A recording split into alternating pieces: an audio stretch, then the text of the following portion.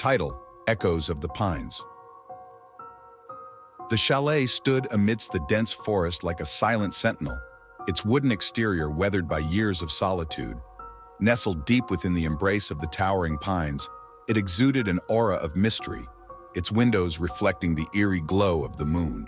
This was where the nightmares began, where the veil between the living and the dead grew thin, and where the echoes of the past whispered their chilling secrets. Chapter 1: Arrival. As the sun dipped below the horizon, casting long shadows across the forest floor, a car wound its way up the twisting mountain road. Inside sat a group of friends, their laughter mingling with the rustle of leaves outside.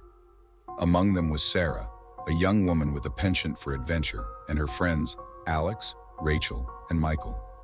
"We're here," Alex exclaimed, his voice filled with excitement as they pulled up to the chalet. Its silhouette loomed against the darkening sky, its windows like eyes peering out from the depths of the forest.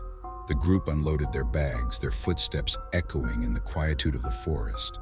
Sarah shivered, feeling a strange sense of unease settling over her as she gazed up at the imposing structure. "Are you sure this place is safe?" she asked, her voice barely above a whisper. Alex laughed, slinging an arm around her shoulders. "Come on, Sarah, don't be such a scaredy cat. It's just a little old chalet in the woods. What could possibly go wrong?" But Sarah couldn't shake the feeling of foreboding that lingered in the air. Chapter 2: The Haunting.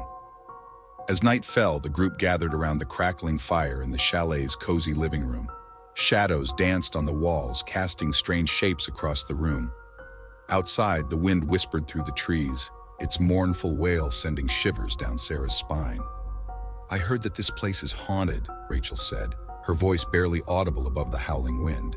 Sarah scoffed, trying to shake off the feeling of dread that gripped her. "Don't be ridiculous, Rachel. There's no such thing as ghosts." But even as she spoke the words, a cold chill swept through the room, and the fire flickered as if in response to some unseen presence. Suddenly, a loud crash echoed through the chalet, causing everyone to jump in alarm. They rushed to investigate, their hearts pounding in their chests. In the kitchen, they found the source of the noise, a set of dishes lying shattered on the floor, as if thrown by an unseen force. "It must have been the wind," Alex said, though his voice lacked conviction. But Sarah couldn't shake the feeling that they were not alone in the chalet, that something sinister lurked in the shadows, waiting to strike. Chapter 3: The Legend of the Pines. As the night wore on, Sarah couldn't shake the feeling of unease that gnawed at her insides. She tossed and turned in her bed, the darkness pressing in around her like a suffocating blanket. Unable to sleep, she decided to explore the chalet in search of distraction.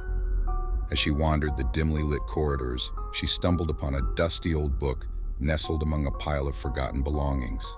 Curiosity piqued, Sarah blew the dust off the cover and opened it to reveal yellowed pages filled with handwritten notes. The pages told the story of the chalet and the dark secret that lay buried beneath its floorboards. According to the legend, the chalet had been built on the site of an ancient burial ground, where the restless spirits of the dead still roamed the earth, seeking revenge on those who dared to disturb their eternal slumber. Sarah's blood ran cold as she read the words, her mind reeling with fear. Could it be that the legends were true, that the chalet was haunted by vengeful spirits from beyond the grave? Chapter 4: The Descent. Determined to uncover the truth, Sarah enlisted the help of her friends to investigate the chalet's dark history. Together, they descended into the depths of the forest, their footsteps echoing in the stillness of the night. As they ventured deeper into the woods, the air grew thick with the scent of pine and decay.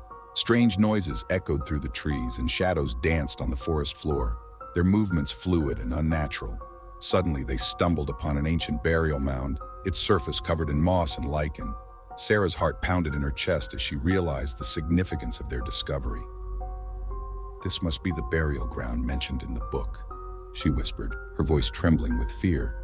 But before they could investigate further, a bone-chilling scream pierced the night, sending shivers down their spines.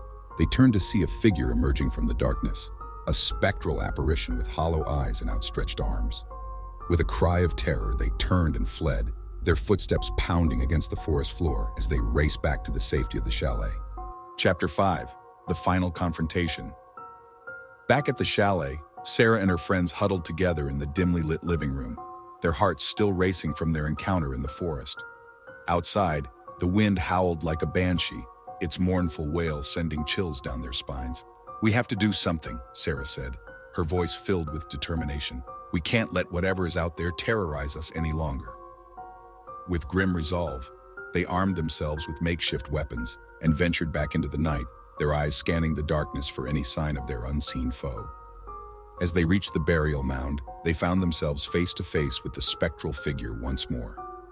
Its eyes glowed with an otherworldly light as it reached out to them, its fingers like claws poised to strike, but Sarah refused to back down. With a defiant cry, she lunged forward, her weapon striking true. And as the spectral figure dissolved into the night, its anguished cries fading into the darkness, Sarah knew that they had finally vanquished the evil that had haunted the chalet for so long. As dawn broke over the horizon, casting a warm glow across the forest, Sarah and her friends emerged from the darkness victorious. The chalet stood silent and still, its secrets buried once more beneath the earth. But as they packed their bags and prepared to leave, Sarah couldn't shake the feeling that the echoes of the pines would linger long after they were gone, a reminder of the horrors that lurked within the shadows.